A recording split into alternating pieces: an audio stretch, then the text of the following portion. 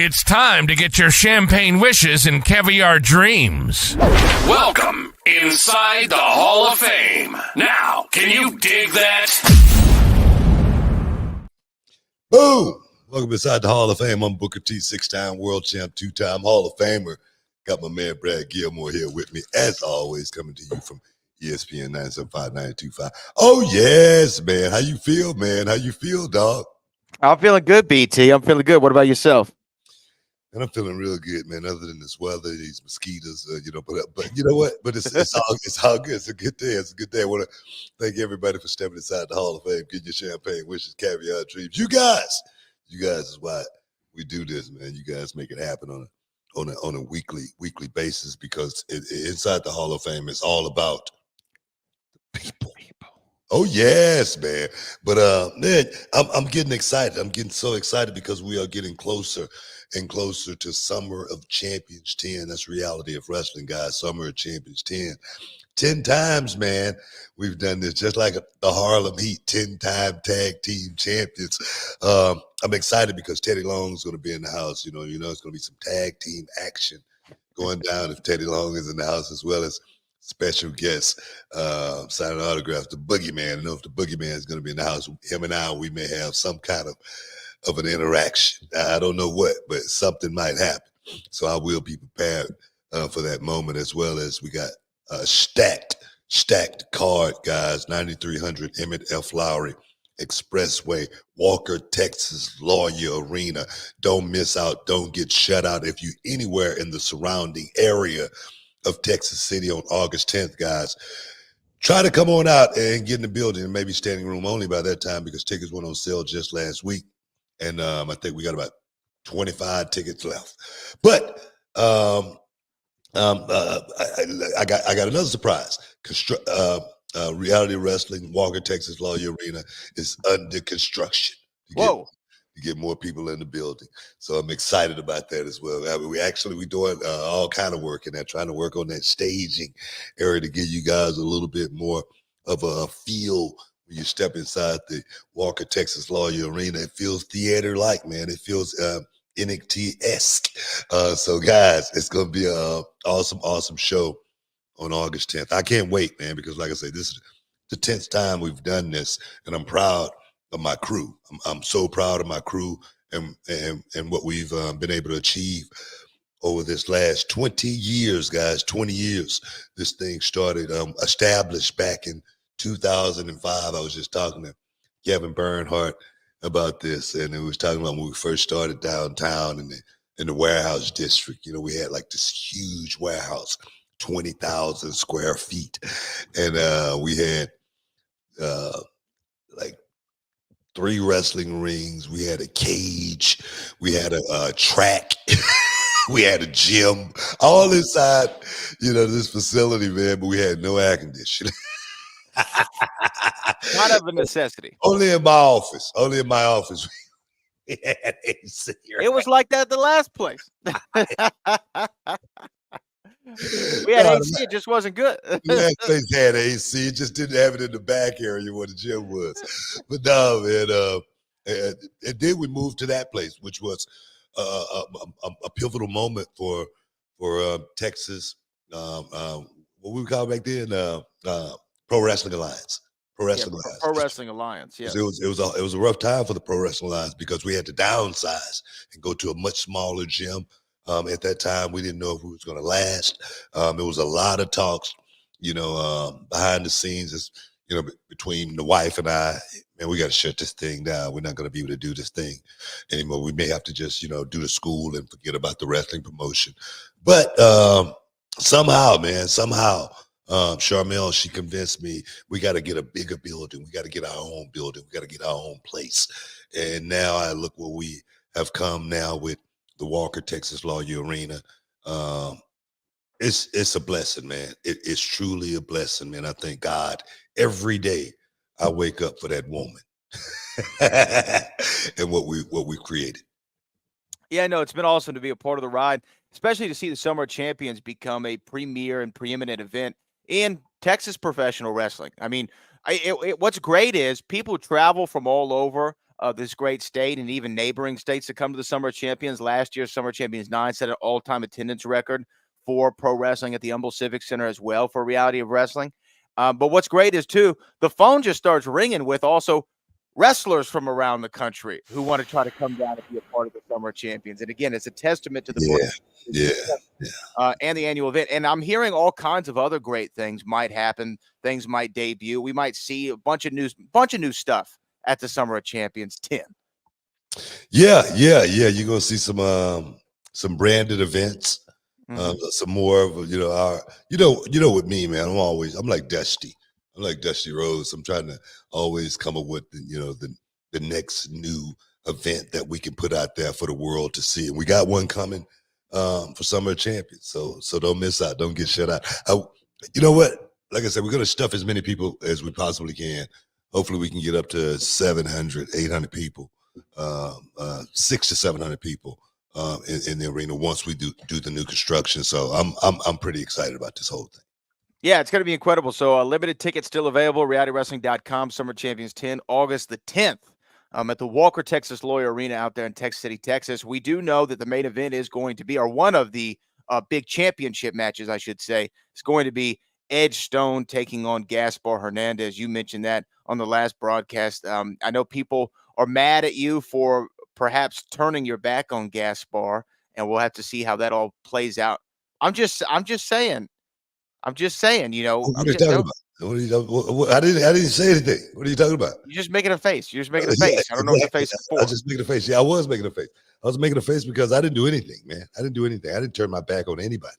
Gaspar Hernandez, he made his choice. He dug his own grave, and now he has to lie in it. That has nothing to do with me. That has nothing to do with me. Edge Stone is the new face. The new face of Reality of Wrestling. That's the only thing that I'm concerned about going into Summer of Champions. Edge Stone, the man, the stone don't crumble. I love this dude, man. Him and I, we've always had a great relationship too. That's what's cool with Edge and I. We've always had a great relationship, and now we forge ahead, champion to champion. You know what I mean? Oh yes, man. Oh, it's okay. I'm gonna leave that one alone. But again, Summer Champions 10 right around the corner, and so is a few other events, BT. I mean, look, last night they had AEW 250, the 250th episode of Dynamite. We do know we got Jake Paul, Platinum Mike Perry throwing hands this weekend. The following weekend is UFC 304, and then the following weekend after that is SummerSlam. So much is coming up right now.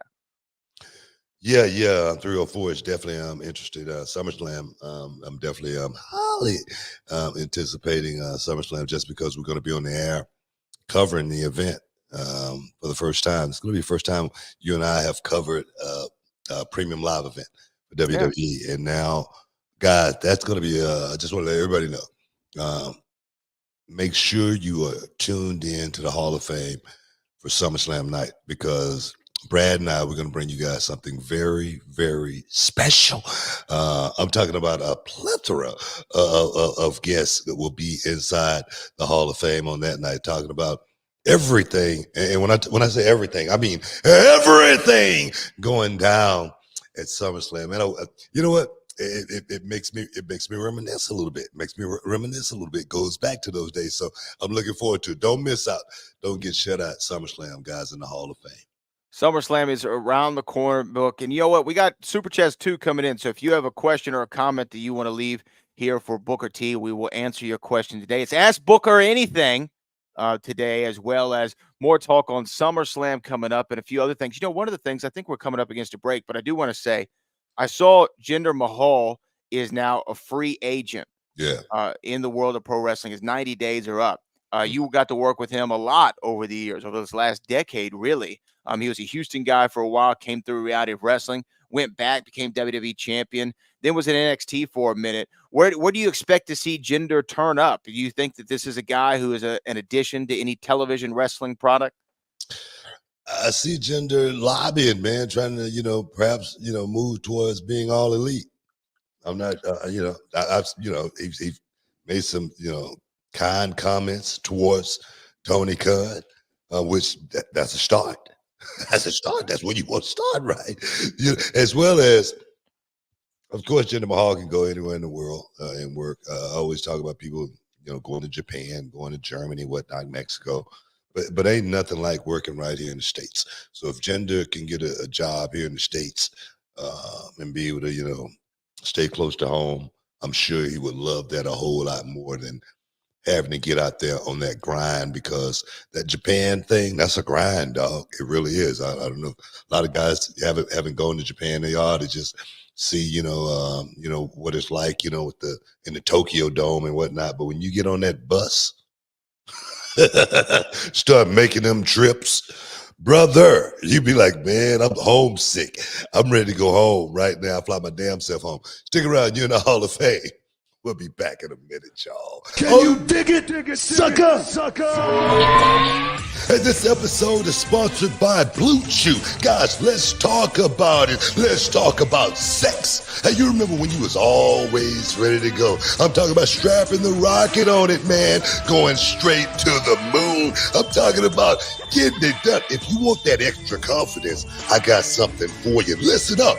BlueChew.com. Blue Chew is a unique online service that delivers the same active ingredients as Viagra, Cialis, Levitra, but in a chewable tablet at the fraction of the cost. But the great thing, Book, is you can take it any time, day or night, so you can plan ahead or be ready whenever an opportunity arises. The process is simple. You sign up at BlueChew.com, consult with one of their licensed medical providers, and once you're approved, you'll receive your prescription within days. The best part, guys, it's all done online on the internet. So there's no doctor's visit, no awkward conversations, no waiting in line at a pharmacy or any of that.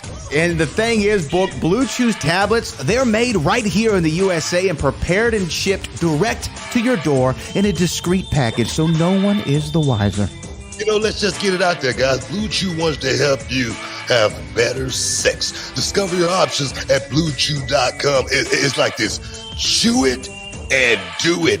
And we've got a special deal for our listeners. Try Blue Chew absolutely free when you use promo code Booker at your checkout. Just pay $5 for shipping, man. That's BlueChew.com. Use promo code Booker to receive your first month absolutely free. Visit BlueChew.com for more details and important safety information. And, we want to thank Blue Chew for sponsoring the Hall of Fame podcast. Chew it and do it. Shoop. Welcome back inside the Hall of Fame, man. You talking about Dynamite 250. 250. 250. I didn't get a chance to see it. I heard a little bit about the Ospreay match, but I didn't get a chance to see it. So you want to give me an overlay of kind of like what happened? Did you get a chance to watch it? So I watched I didn't see the MJF Will Ospreay match in its entirety. I got to see a lot of highlights from it. And, after I saw the reaction of social media online, and then I started to tune in to see Mercedes Moné took on Nyla Rose, and Swerve Strickland and Okada battled one another in a non-title bout. Yes, champion versus champion. Like that. If you say Okada's name, make sure you say it right. It's funny because I don't get to tune into Dynamite as much as I probably would like to.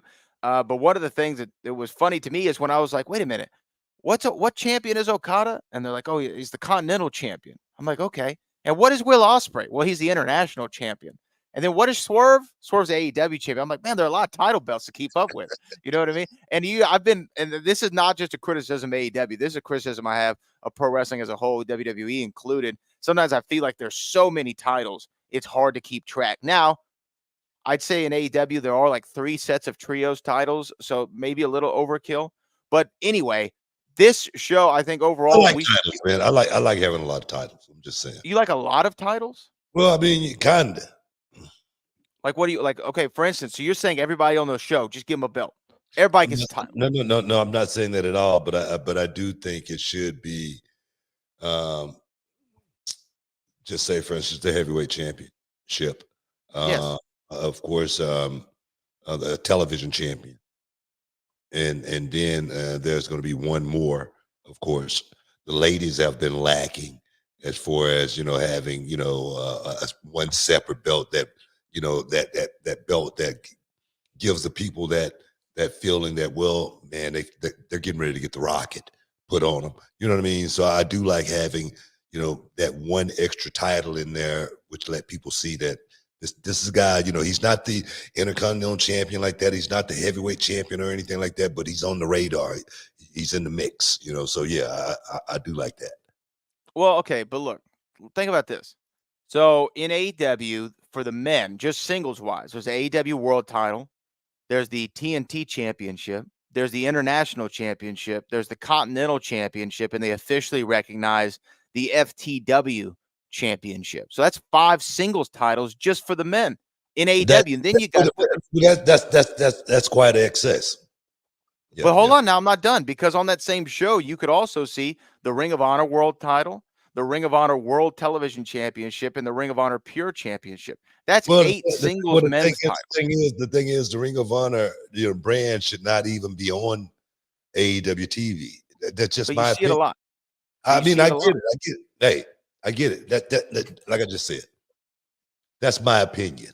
Okay, it's just my opinion. But I do think women should have a tag team division. I mean, it should be a women's title, a women's champion, and then there should be another title in there for the women, to go for as well, like a television championship as well.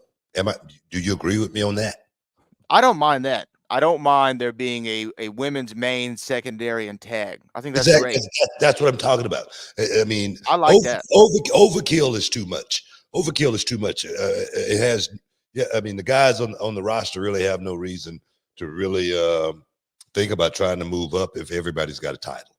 Well, and to me, I mean, and WWE sometimes can also be victim to this, although they've changed in recent years, especially with the brand split. Things make a little bit more sense to have separate titles. But, like, what's the difference between the International Championship and the Continental Championship? What's the difference between the Continental Championship and the TNT Championship? What's the difference between the TNT Championship and the FTW Championship? I don't know. Different guys have them. That's right.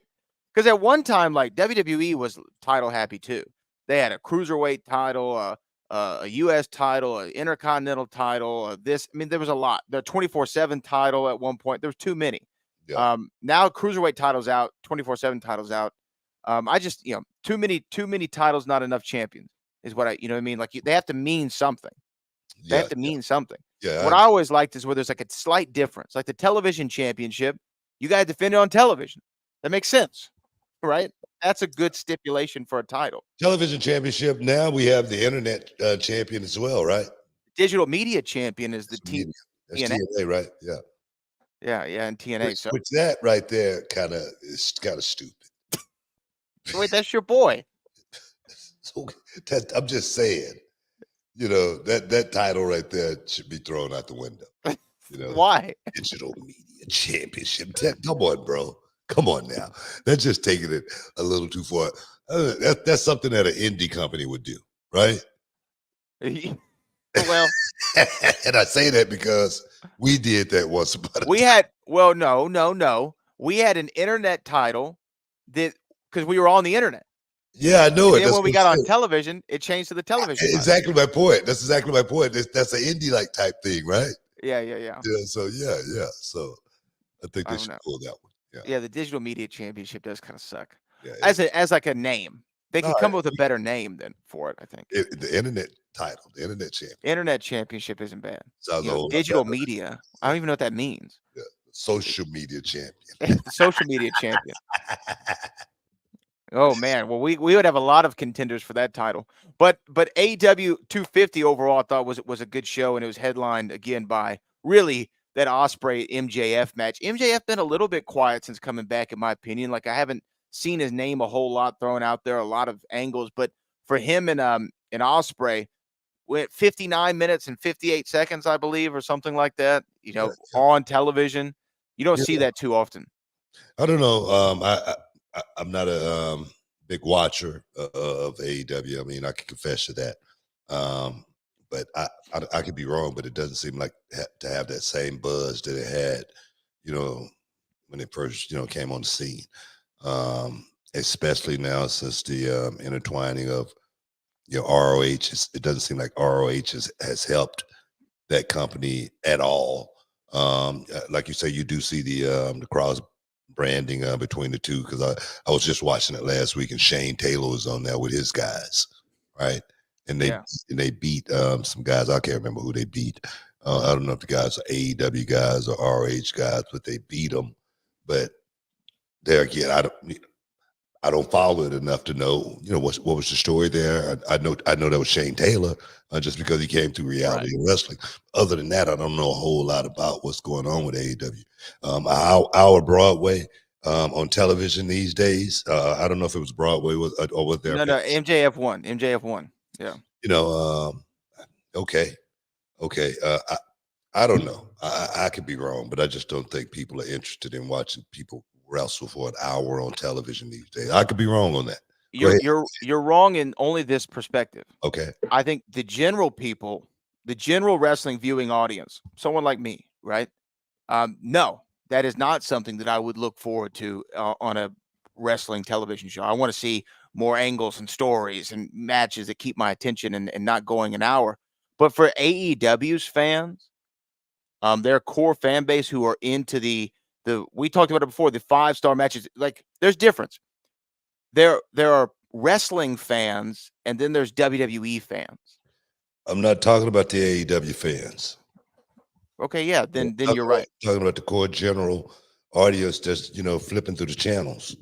They're not going to want to watch that. No way. You're going to want to sit and watch two guys wrestle for an hour. I just don't, me personally, no vignettes, like you say, no promos or anything, just guys in the ring wrestling, overlaid by the commentary of the commentators.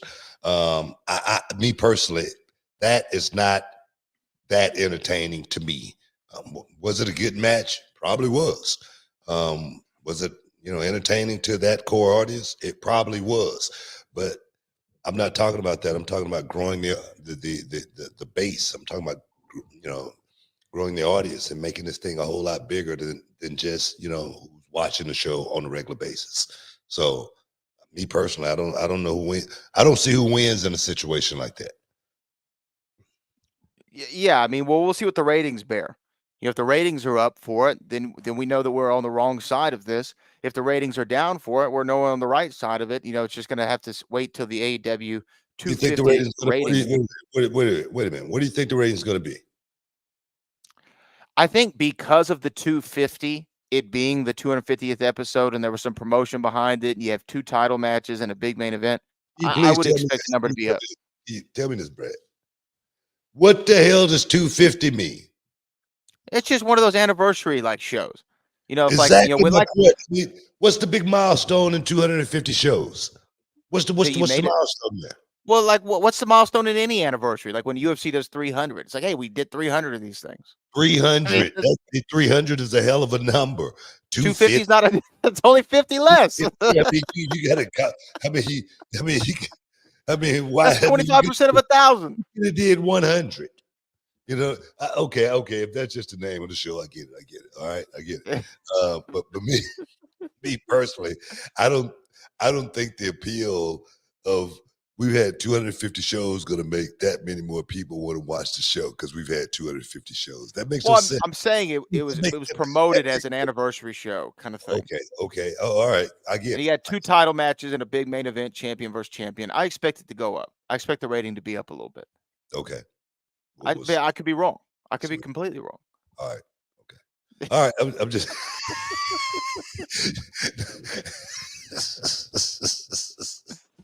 No, why you gotta get hot about it? I'm not hot, man. I'm not hot. You're at all. wound up about it. What are you talking about? I'm not hot, man. I'm just sitting here looking over my notes. That's it. Looking over your notes.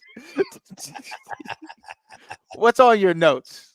I got notes here, man. Bad here and everything, man. Come on, man. Come on, man. But anyway, so we'll see what happens with AEW. We gotta take a break, man. You let us go far as all the that. way over the break, man. Stick around. We'll be back in a minute. Hey everybody, Brad Gilmore here with the one and only Booker T, and today we're not just talking about wrestling, we're talking about something that's changed the game for both of us personally, and that's Mando Whole Body Deodorant.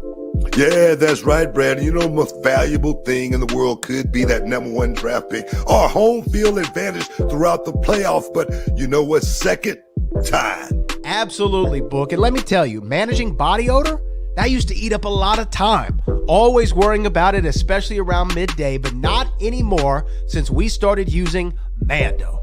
Yeah, but tell them why, Brad. Well, Mando isn't like those other deodorants that just mask the odor with heavy fragrances. Mando stops odor at the source. It blocks bacteria on your skin from breaking down sweat, which, by the way, is what really causes that BO.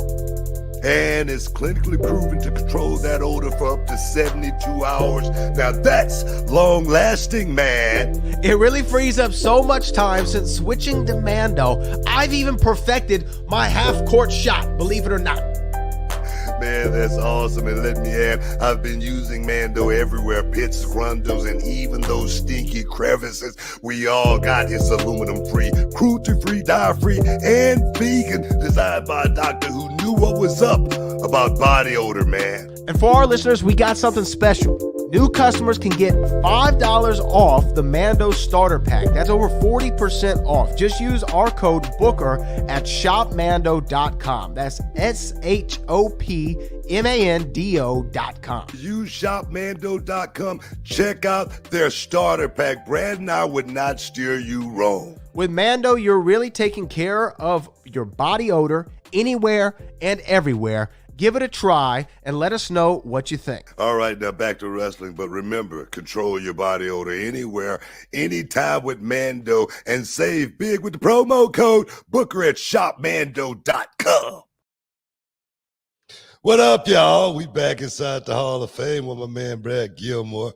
Hey, man, Jake Paul, Mike Perry. Yeah. Who you got? Who you got? I don't know. You know what? I really don't know. I feel like this should be a good fight for Jake, but I will say out of the MMA fighters that he's fought, I don't know how old's Mike Perry. Mike Perry's late 30s, I believe. I think mid to late. Out of all the guys who he's fought, like the old fighters, actually Mike Perry's 32. I'm sorry. Okay. Early 30s. It seemed like he's been around for a long time. I met him at the airport at MCO in Orlando. I don't know, maybe 4 months ago. Yeah. Really cool dude, man. Really cool dude. We saw each other right there by Zaza's, getting a cup of coffee and whatnot. Took a photo together and whatnot as well. So he's a really cool dude. As well as Mike Perry has totally revamped his whole career since he went to bare knuckle. He's actually become the star, the face of bare knuckle, and he's a monster. This dude. One thing about Mike Perry, he's like freaking the Terminator. You could just hit him in the face all day long. He doesn't stop, man. He's gonna keep coming. He's just gonna keep coming. But in this setting, being in a boxing ring with, I don't know what they're gonna have. I think 10 ounces. 10 ounce gloves. Yeah. I'm gonna tell you right now, if Mike Perry catch Jake Paul in the right place, right position, it could be a rough night. for Jake Paul. Jake Paul, I think is much bigger though. He's bigger. He's definitely bigger, and he's the heavier fighter and the heavier favorite. Well, I'm sure he's going to be the heavier favorite, just because he set it up. No, but no, Jake Paul is so much more bigger than Mike Perry, so I give him an advantage on size alone, as well as he carries a pretty damn good punch. Jake Paul. So yeah, no, Jake's got skill, man. People are speculating about Jake Paul here lately too, man, because he's been looking real jacked. Well, hey, look, his fight. I don't know about this one, if this one's an exhibition or if this one counts. I need to look it up. But because this fight kind of snuck up on me, I didn't realize it was this weekend until this week. But Jake and Mike is supposed to be under a commission rule, so he's he's not going to be doing anything that's supposed to be like in December or something like that now. November. Okay, all right. But what I was going to say about Mike Perry is that I feel like out of all the former UFC fighters that he has fought, which is Anderson Silva, and then you have Ben Askren, Tyron Woodley, and the like. I feel like this is probably the best odds any of those UFC MMA fighters have had. I think in Mike Perry. Mike Perry's younger. He's kind of known more for his striking than anything else, at least as of late, as you've coined him the face of bare knuckle FC. So, and he knows his combinations. He knows his skill. Just because he's smaller doesn't mean that's necessarily a disadvantage, because it could be quicker. His gas tank could be better. Their business thing goes probably the distance if one of the guys doesn't get stopped. So it's a more interesting matchup than I think on paper than most people are realizing. Do I think it's going to mean that Mike Perry's going to go out there and beat Jake Paul? I don't know. I'm not ready to say that just yet, but I do think it's going to be a bit closer than because the odds have him at minus him being Jake Paul at minus 450. That's a heavy favorite. You talk about the size difference, the way I look at it, it's a whole lot different in boxing. It's a whole lot different in boxing, especially according to who's going to be officiating this thing, who's going to be the referee. What kind of referee you're going to have in there? Is it going to be, very, very lenient? He's going to let Jake Paul get away with a lot of holding, roughhouse tactics, stuff like that, dirty boxing inside, stuff like that. When it comes to boxing, it's a whole lot different than MMA. Even though Mike Perry is, well versed from both sides, he should be able to hold and grapple just as well. But the one thing is, I give Jake Paul the advantage going into a boxing match. Just because I wouldn't necessarily say he's been doing it longer, but he's been doing it more consistent from a boxing aspect. Mike Perry been, grappling, MMA, and doing this bare knuckle stuff, which bare knuckle that's a totally different animal. Totally different animal. That's sometimes win by attrition.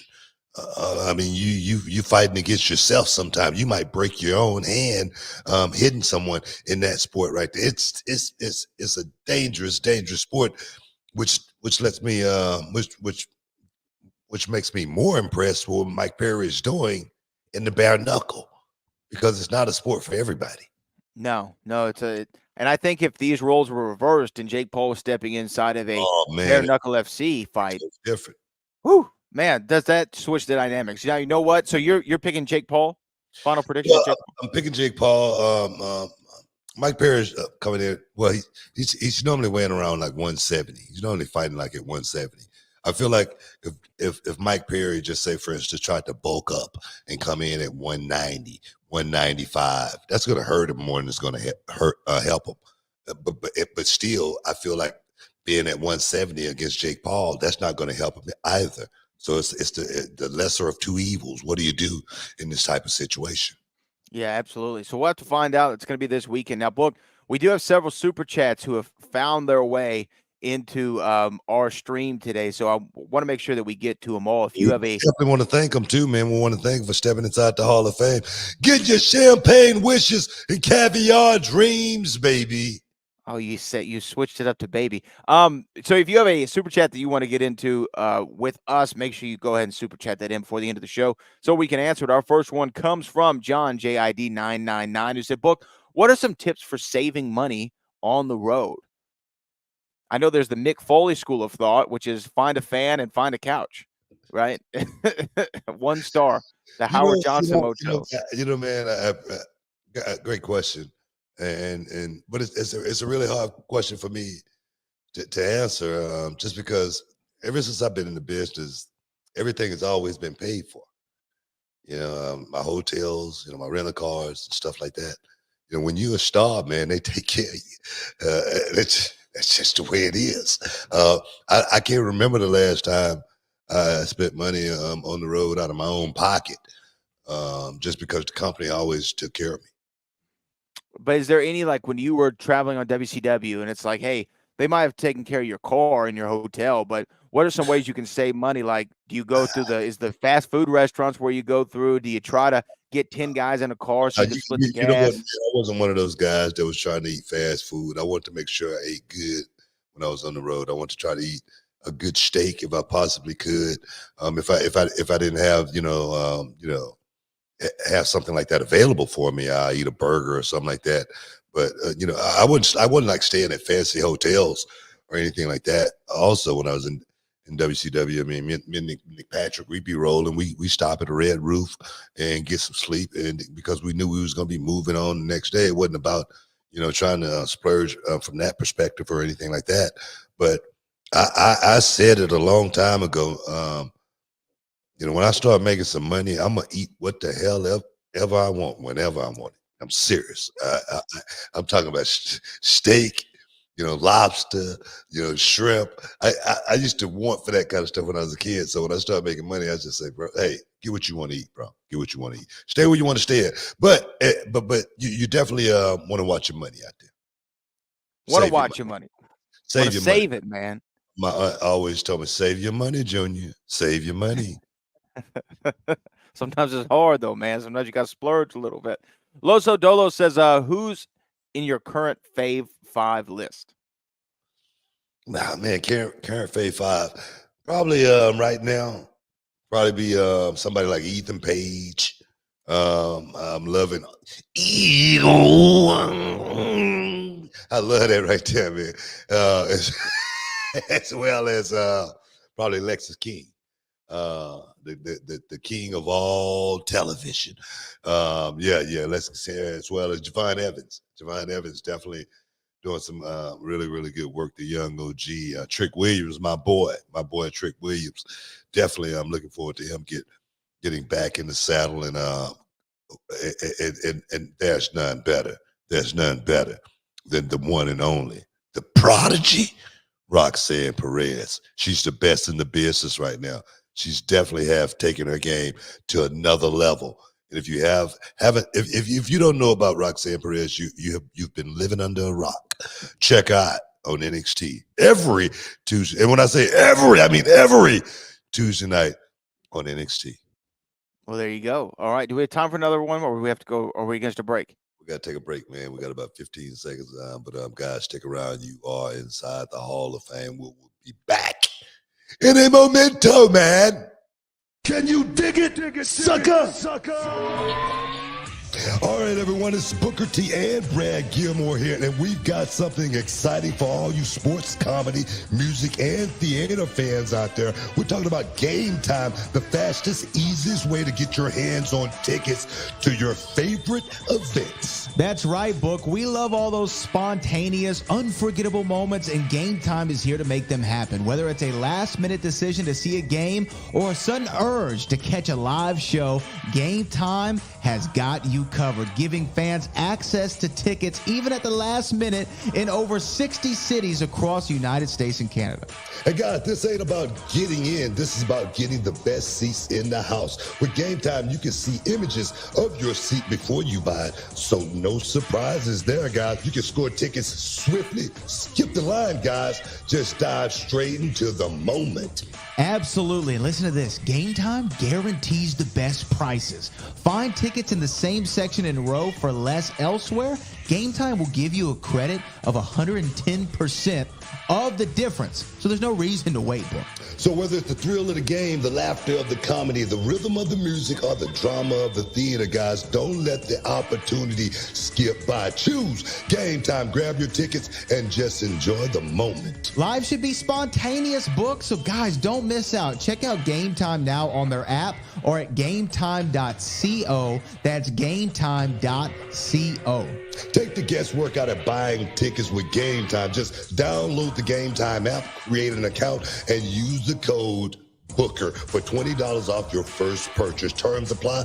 Lowest price. Gee, guarantee. Oh, yes. Welcome back inside the Hall of Fame. I know we got a few more super chatters we want to get to. So, Bradley, keep it rolling. All right, we'll go to the next one is from Brett. Brett says, Britt Baker, after her comments, do you see her versus Mercedes? Thoughts? So Britt Baker, I'm not exactly sure what the exact comments he's referring to, unless it was the promo from a couple weeks ago where they were kind of face-to-face with one another. But was it a hot promo? I'd have to go back and watch. I can't recall exactly the dialogue. But yes, there was some shots. Brett, damn it, let us give us a little bit more insight next time, bro. Let us know what the promo was like. Let us know if it was I sent a link or something. Send a link or something. I'm trying to remember what now she did the old. No. Let's pontificate on that. Britt Baker, Mercedes Moné. I said it before Moné ever got there. That was the match. That was the match to be made. Britt Baker versus Moné. We know Britt Baker has been out for a minute. I'm sure she's ready to get right back in the thick of things. And the thing is, as far as I'm concerned, Britt Baker has been the only pillar in the women's division in AEW, other than the ones that have come on as of late. But as far as kicking that thing off, there was only one, and it was Britt Baker. I think that Britt Baker versus Mercedes is, like you said, the biggest match you can make for the AEW women's division right now. It's Moné. It's what money. I say? That's what I'm just saying. I'm just saying that's what that means. I was just translating that for you. Oh, thank you. I appreciate it. You feel me now? You get that? It's Moné. It's money. Come on, man. You're a little slow today, man. You all right? CEO. That's her music. I didn't know if you knew that. Let's go to the next one. John JID 999. Thoughts on WWE bridging gaps with Japan and Mexico by having shows there / signing talents like Vaca. Could we see more talent signed / shown WWE style? So yeah, going to Japan and Mexico. I feel like WWE's always looked to definitely Japan and Mexico for talents. I don't think that's a new phenomenon. Going there and like, debuting a talent like they just did in Mexico. That was pretty unique. Being able to go to Japan, trying to bridging the gap with TNA. I think, honestly, I feel like this is something that should have been done a long time ago, being able to work with other companies like this, because the one thing I always talk about is the talent, and I feel like the talent is the one thing that has been overlooked around the world, because WWE has been so closed off to the rest of the world, and now the world is open up to where we're seeing so many talent get a chance to be seen. And what do I say about television? You can say what you want to say about TNA TV, AEW TV, or whatever, but television is worth its weight in gold. And right now WWE is hot. If you can get on that television, you could parlay your career and springboard your career to the next level, to where, man, the pay scale just went up. Seriously. Well, I agree with you, and I think that the way that NXT is utilizing that TNA talent is really good, because remember AEW had a relationship with TNA a couple years ago, and I heard Brian Hebner talking about this, kind of the relationship between the two companies, and he's saying WWE's putting TNA guys in a good position. Jordan Grace might come and lose to Roxanne Perez, but she's going to look really good doing it. Joe Hendry has been prominently on NXT television, whereas before his thing was, Kenny Omega comes in and beats their world champion. Like that was the relationship AEW had. with TNA as opposed to how WWE's utilizing it in NXT. And do you and Joe Hendry have heat? What's going on? Why do you not like him so much? Well, I don't believe. You don't believe in Joe Hendry? I'm just saying, as of this point, no, I don't. I don't believe. Okay. Well, let's go to the next one. Not that, McGregor and not that I don't like him. I just don't believe. you don't believe in him. This is from Jake from the Windy City. Says McGregor and Chandler is the new Ferguson versus Khabib. I'm losing hope that we will ever see this matchup, to be honest. That's a great comparison. It is. It really I don't is. think we're ever going to see it. I don't think we're going to see it either. I just don't. I think Conor is pretty much outdated. You know that fight ever happening just because he's in a different space right now in his life. If this was 5 years ago, perhaps it would happen. But now, I look at Conor McGregor. Go and look at the photos of Conor McGregor and Michael Chandler as far as the face-off. Conor McGregor's head is about this big. Michael Chandler's head is about this big. It's amazing. He looked like a heavyweight compared to Michael Chandler. That fight is never going to happen. There's no way it's going to happen. And if it did happen, what weight is it going to be at? Well, I mean, 170 is what they were going to fight at. Okay. Could Conor get down to 170? Yeah, I think he could get down to 170. But what is Michael Chandler going to look like at 170? Yeah, I mean, it's a great question. What is Michael Chandler going to look like at 170 pounds? He's going to look like he's got about 15 more pounds than he should. He's going to look bloated as hell. Mm-hmm. He's going to be slow of foot. He's not going to be nowhere near the same fighter.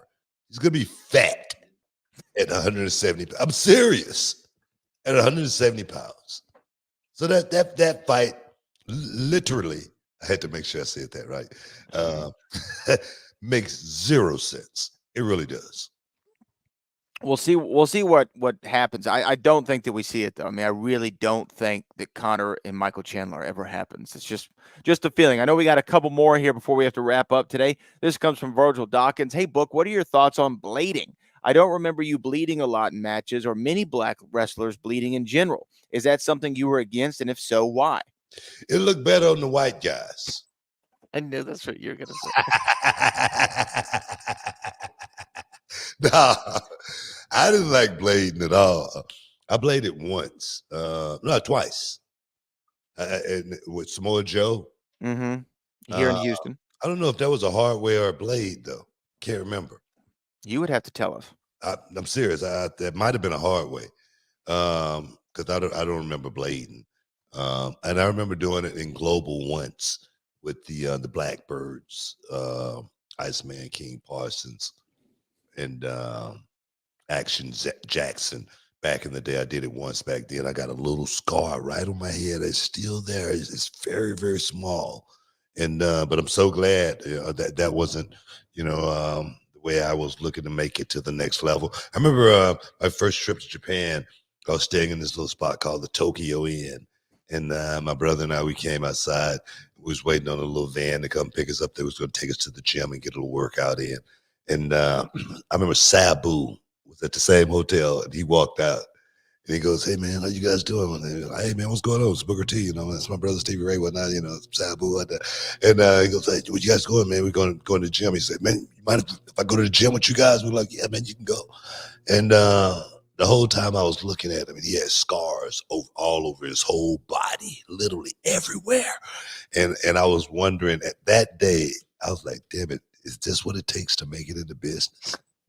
I was like, because I don't think I could do it. You're rethinking I was rethinking my career talking to Sabu for the first time in Japan at the Tokyo Inn. Wow. Crazy. We got two more here before we wrap up today. This comes from King Rizzy, who says, "Hey, Book, your career in wrestling has been legendary. What's one piece of advice you would give to aspiring wrestlers looking to make it big in the industry?" Stay focused. Stay focused. Understand that this is a business, and in business, you want to be the best in your field. It's no shortcuts or anything like that. Preparation is the only luck you're ever going to have when you're trying to succeed at the top level. So just make sure when you come into it, you got blinders on and you know exactly why you're there. And you know that this is, if you're at this level, it's a job. It's not a game. Well, there you go. And then our final one comes in from Brett. Britt said in an interview with Renee that if Mercedes is here to help the company, fine. If it's for money, then there's a problem. That's what she said. You know what? Her name is Monet. That means money. I'm just going to say, that's just part of the game. If somebody like Tony Khan is giving out checks, you're going to have some guys that's going to go and pick them. I said that from the beginning. Didn't I say that? There's a check to pick it up. The boys are going to go get it. I said that from the beginning of this AEW experiment. And it's going to continue to be like that because that's just the nature of the beast in this game with the boys. If it's a check somewhere to go and pick up, they're going to go and get it. It's just, you know what? And I don't knock on that. So I'm like Pac, I ain't hating on nobody getting money. You know what I mean? He said anybody getting money. I'm just saying. But that's another story. It's a Pac story. But nah, man, Monet, Britt Baker, that is truly Monet. Let's see it. Let's get it done, man. But we got to get out of here, man. We got to get out of here. I want to thank everybody for stepping inside the Hall of Fame today, getting your champagne, which is caviar dreams. All you super chatters, man, we appreciate you guys. You're the guys that keep this thing going. And inside the Hall of Fame, it's all about the people. Bradley, for all the heavy lifting, man, I appreciate you. But right now, like to next time, peace. We love you. We out.